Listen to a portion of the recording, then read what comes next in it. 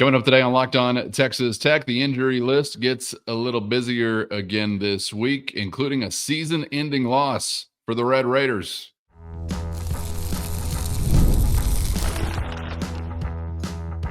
You are Locked On Texas Tech, your daily podcast on the Texas Tech Red Raiders. Part of the Locked On Podcast Network, your team every day.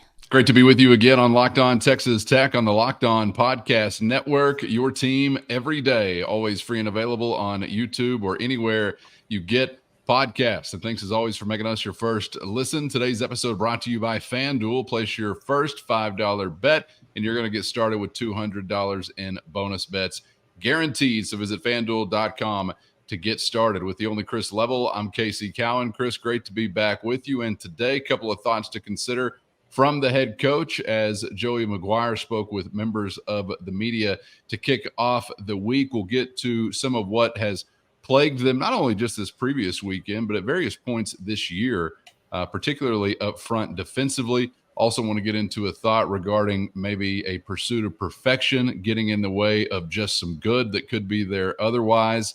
And the injury report has gotten a little bit busier once again this week. But first, let's take a listen to Coach McGuire talking about the response following what was obviously a very frustrating and disappointing result on Saturday.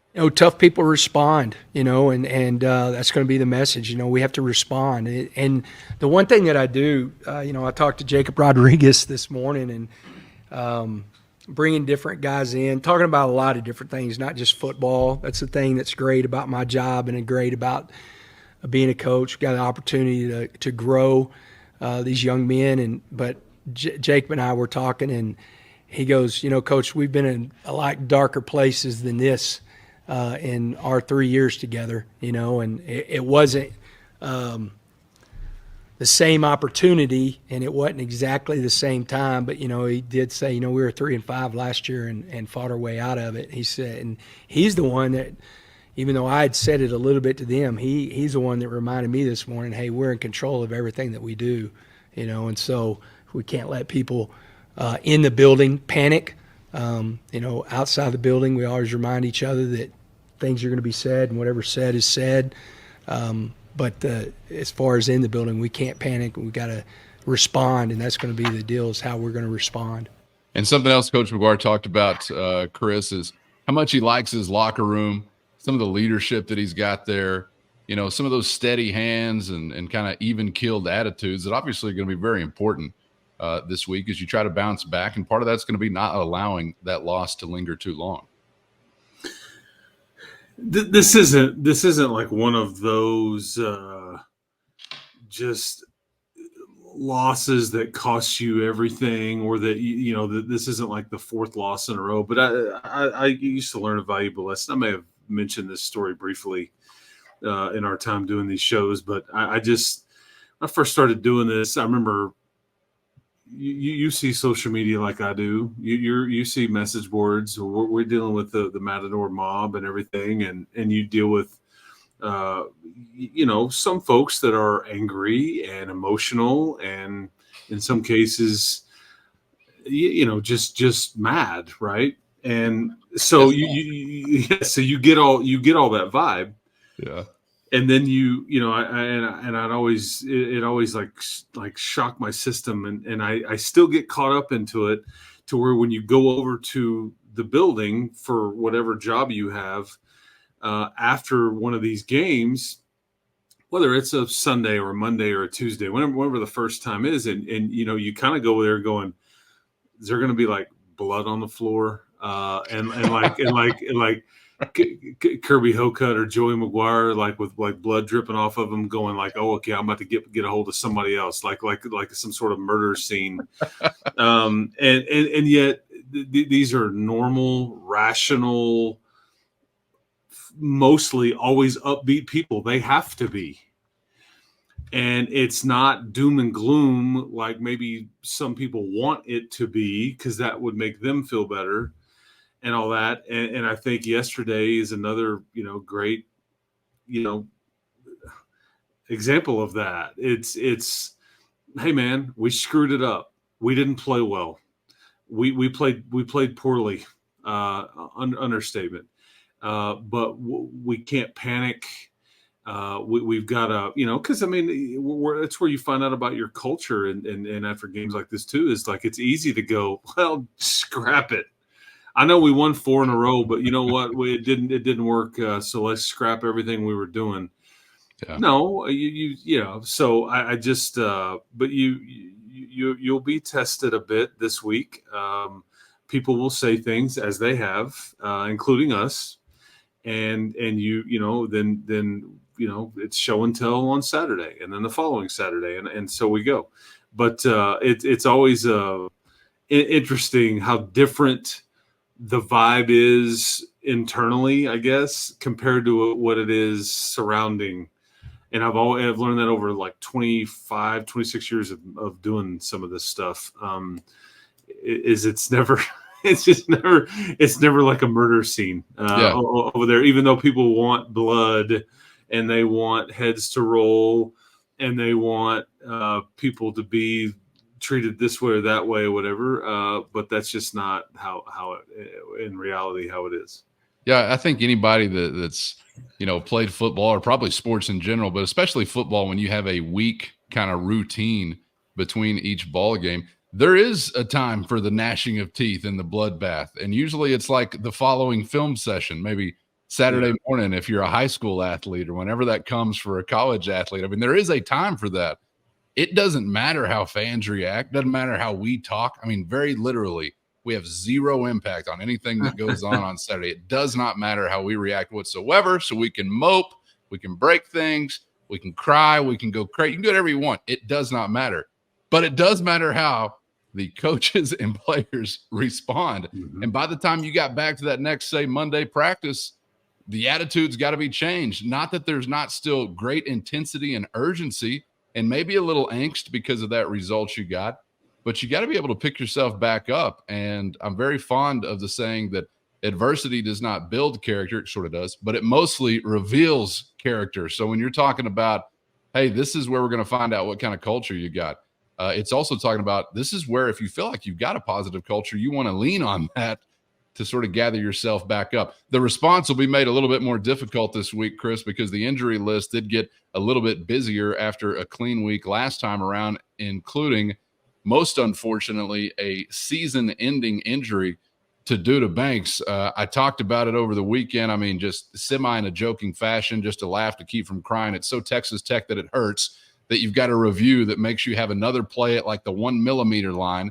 And then that play that's run, of course, ends in the result we know points-wise, but ends in an even worse result with a guy getting carted off of the field. So he's the headline from the injury report. You're going to be without Duda Banks for the remainder of the season. Trayvon McAlpine and a host of others. We'll see some snaps increase. We saw, obviously, McAlpine for a large portion of that game following that injury, but also Dre McCray, questionable. Sterling Porcher along the offensive line listed as questionable as well. Coach McGuire talked about him rolling an ankle, and he did express early in the week optimism that he's trending toward playing. We also saw Bryce Ramirez and Marcus Ramon Edwards on the questionable list. But, man, hate to lose Dre Duda. McCray. Yeah, Dre McCray. Yeah, hate to lose Duda, though. That's a place, if you can afford it anywhere. I don't know if you can, but that's one you certainly can't. Well, you unfortunately don't have enough quality big people, and you've lost some of them now. We've already, it feels like it was so long ago, everybody's already kind of forgotten about old Vinny Scurry, okay? And he was one of your best big people on the offensive line. And now you lose one of your best on the defensive line. And, that doesn't even count Dylan Spencer or Joe Adedire either. But that's why it's an especially – and I hate it for the young man because I know we're supposed to be we want our team to win, and you and I both Texas Tech grads and all that stuff, and everybody knows where our heart is at on it. But I hate it because Duda had really turned the corner, and he is somebody that, like you're seeing with some of your very young players right now, hadn't figured it out yet. He is somebody that had gotten over the hump. I mean, he's somebody that I would, just to be frank with you, 2 years ago, wasn't sure if he would actually be around still. Wasn't sure he would like literally make it, or they would go, hey man, it ain't working. You want to play, do it elsewhere. Yeah. But he did get over the hump. It finally clicked.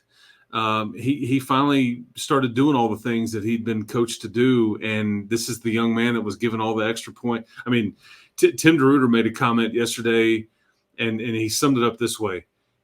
You could make the argument, and I had never heard it put this way, but you could make the argument that the extra point block team is two seconds that are the hardest in all of sports to give out all out effort.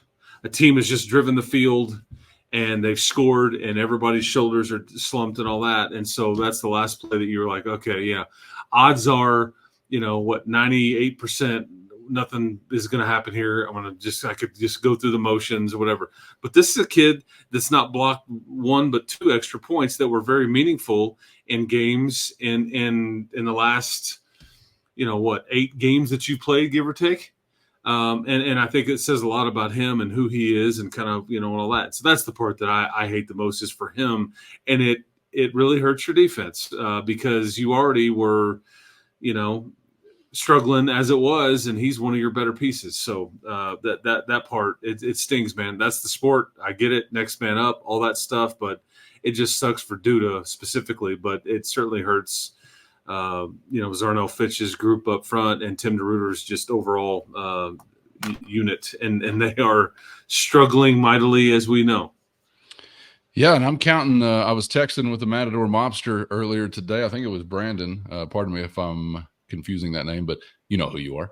We were texting back and forth earlier today, looking at that out for the season list. First, today's episode brought to you by Roy, and it's time to highlight the LOTT Roy Player of the Week.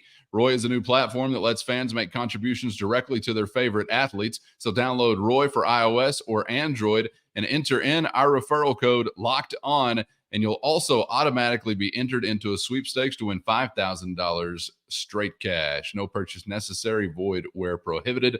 This week, well, sort of slim pickings given the result, but an obvious choice is there. For the first time this year, it's wide receiver Caleb Douglas, who caught 9 for 99, including 3 touchdowns as he continues to trend in a great direction as the season rolls on. So for that, we're kicking Caleb $100 on Roy. If you were as impressed as we were with his performance on Saturday, you can show him some love too. Just hop on Roy and throw in whatever amount you feel like. Any number begins to add up fast. Now you have the chance to show your appreciation for Caleb and his performance last week. Just download Roy for iOS or Android and use our referral code Locked On, and you're going to automatically also be entered into a sweepstakes to win $5,000 cash. No purchase necessary, void where prohibited. What are you waiting for? Get off the sidelines and into the NIL game with Roy.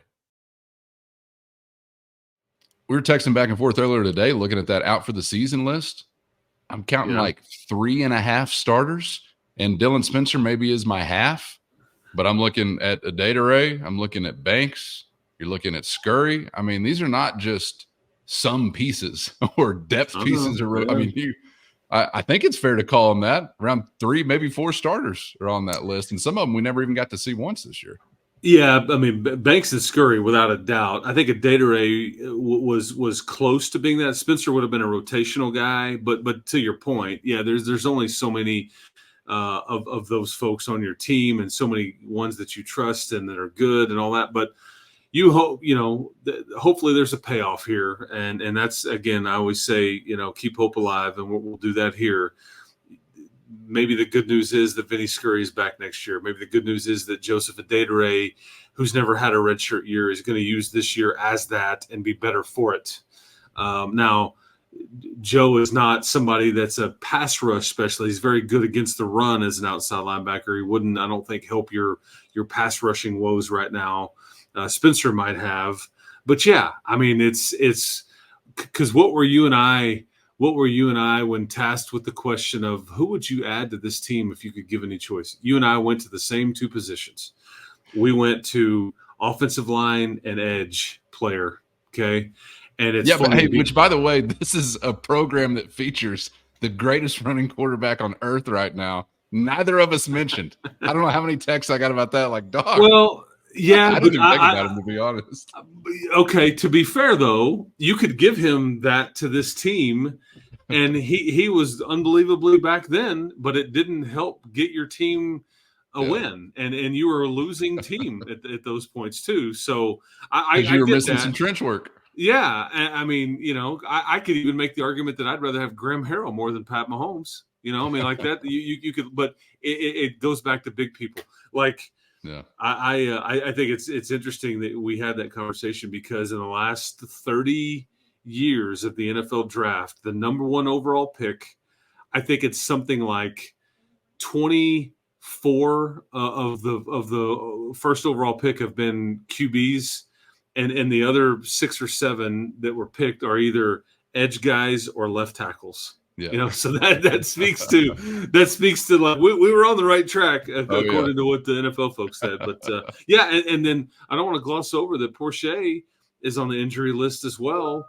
And again, you kind of get nickel and dimed here. And it was mentioned by Coach McGuire that if Porcher can't go, it would be Nick Fattig, who had been out for most of fall camp and is just kind of working his way back because of a hernia surgery, I think is what Coach McGuire said. So anyways, it's of course you'd get hit with some big people bad news. They're banging around every snap. I mean, it's an easy spot to get dinged up. Unfortunately, some have been more severe than you would like. So knocking on wood for some good luck there. We're going to stay in the trenches, particularly on the defensive side of the ball, whether it's defending the rush or getting after the passer. It has been certainly a mixed bag and a whole lot more bad than good as far as that mixed bag is concerned so far this season. And Coach McGuire was asked about maybe what's hindering them there and some of what can be done to come up with a better result moving forward. Here again is Joey McGuire. Frustrating because it's been like this. I mean, you can go back. I mean, I can go all the way to Arizona ACU and see their inside slot catch the ball because we moved away from it. But one of the big plays in the game, it's 2nd and 10. We have a blitz on. Trey McAlpin is going to sack the quarterback. You can pause and see exactly, and he flips the ball to the running back because we have somebody that has the running back and he doesn't take the running back, and that's the thing that's frustrating, to play good football, you got to continually do your job and not try to do too much. And we've got somebody that, because we're not getting enough pressure on the quarterback, he's trying to pressure the quarterback, but that's not his job. He's got to take the running back, and everything's not fitting together. It's interesting because one guy that I met with today was CJ Baskerville, and that was one of his things that he's like, Coach, when we get in some of those things, and we talk about this all the time. It's like, hey, if we're not getting home with 3, which we're not, then bring 4 or 5 and just put it on us to cover. And, it's something we did more against Arizona than we did against Baylor, and had more hits on the quarterback against Arizona. But we didn't have 1 sack and did not have 1 time that we had a tackle for a loss. And, that's a little bit of credit to them, but it's a lot of us. And you're never going to have a tackle for a loss if you're not setting the edge of the defense and forcing the ball to where it doesn't want to go. You're never going to have a sack whenever things not married together. And, it's like a broken record whenever it comes to that. We have a game on with 2 defensive tackles and 1 defensive end, and instead of being on an edge and rushing the center, we're rushing right down the middle of somebody, and it just turns into we're pushing. So with that, you're really not rushing. You don't have a pass rush when it comes to that, and it's frustrating. We got to continue to work on that, but we also got to continue to schematically come up with some things to affect the quarterback, because if we allow this guy to stand back there like most quarterbacks, but if Hoover stands back there, he's going to pick us apart. He's got a big arm. They got 3 to 4 really, really good receivers, that are playing really well, and they're big and physical. And so, that's something that we're really going to have to work on, and we're going to have to do a good job against those guys. Chris, I don't care if it's a 7th grade football coach or a guy in the National Football League.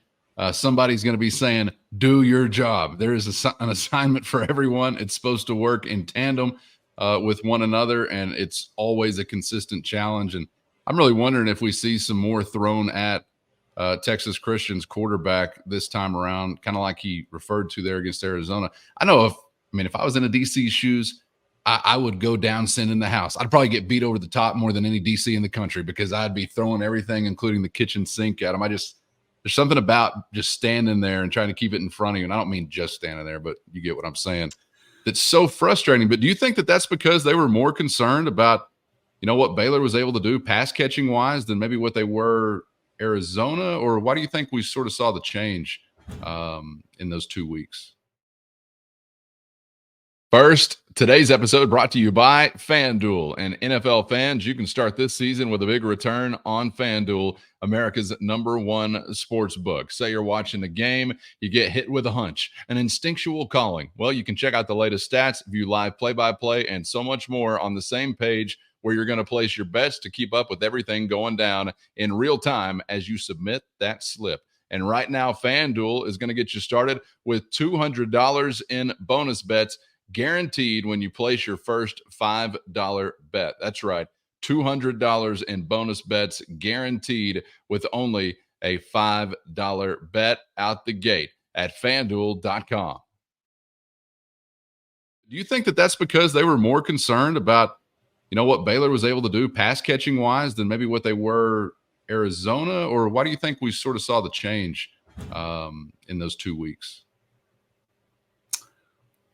I don't know. I think there was nobody that Baylor has like Tetaroa McMillan, and I think you're clearly going. And I think they knew, man, because I think that we mentioned this on the radio broadcast that night of the Arizona game. People on tech staff they had talked to Chris Kleiman, maybe they talked to somebody on Utah's staff that they knew, and basically the advice they got was like, you ain't sacking this kid.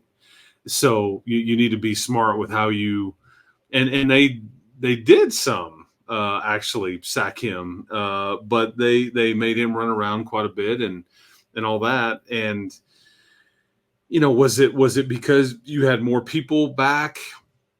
Was it because you had extra time and you thought, okay, we can put some more scheme in that your guys didn't carry over into the game? And because I think Tim DeRuyter said it, like, we look like we were playing slow, and I agree. And then they looked like in Tucson they were playing really fast and aggressive and violent, I think, to use my man Cowan's term there, which is one of the things that he said. I don't know. I really don't know what got lost there and why it looked so vastly different. I don't know if I have a good answer for you there. It's just because it was so opposite. And the tricky thing about TCU is that they have maybe I don't know if it's better than Colorado's when they're all healthy, but it's pretty close. And this is how they live and breathe is their receivers. They've got 3 of them. There's a 4th one that's got some good numbers, but it's really 3 of them that do serious damage, and they do it a lot with the yards after the catch on the short stuff. So is it best to go, let's blitz, let's do it? But if you complete short pass here, either one of these 3 cats, Jack Besh, Savion Williams, or J.P. Richardson, who hadn't gotten to the end zone yet, they are good enough to punish you and punish you repeatedly. Yeah. So, but yet TCU is a team that is struggling mightily to run the ball, and they run a lot of RPO stuff. So this may be a deal where, like, hey, make them hand it over and over again. Make them hand it, kind of like you did in Tucson when they told us all after the game was over. Well, our plan was, let's see if they can beat us running it. And Arizona had some moments where they ran it pretty good, but it didn't break your back, and you stiffened up and tightened up in the red zone. So great question on kind of how to proceed. I just hope something kind of gets back on the same page, because I'll tell you who 2 guys that we both would have thought would be better. And I'm not calling them out as much as I'm as guilty as anybody as thinking that we would see more, and it just hasn't worked yet. And that's Isaac Smith and Amir Washington. Amir in the bowl game, like, whoo, look out. And again, he's just a redshirt freshman. He hasn't, as Tim would say, they're asking him to do a lot more. There's a lot more responsibilities now than what he dealt with even in that bowl game. With Isaac Smith, the game, it's like he doesn't look like he did yet with what we saw at the tail end of that freshman year. Why is that? I don't know. And is that because he had Tyree Wilson over there? Is that because he had Tony and Jalen next to him? Is that why he was allowed to kind of do some different things? Well, there's more responsibility being heaped on these cats now because it's like, okay, we need you to be the Tyree or the Tony or the whatever now. You see what I mean? Oh, yeah. And so maybe we overstated that a bit. I'll take the heat on that, but I just wonder if we maybe thought they were a bit better than they really are at this stage in their careers, but maybe it had to do with what was around them that isn't now. I don't know, but I'm not going to look. We can't get any heat on any quarterbacks. I'm not going to let any heat on Big Handsome. Okay, so we need to be immune to that as well, if that's the case. I'm just trying to figure out the what puzzle. You're saying. Yeah, I'm trying to figure out the puzzle, and it's frustrating. But you and I both know whatever you come up with, if it doesn't equal moving a QB off of his spot or more pressure than what you had versus ACU or versus Baylor, the result is not going to be pretty, and it's going to equal, I think you're ranked 128th in total defense after this past weekend. Yeah. I think that's right. It's either like 123rd, 128th, somewhere around in there, and you're giving up nearly 470 yards a game.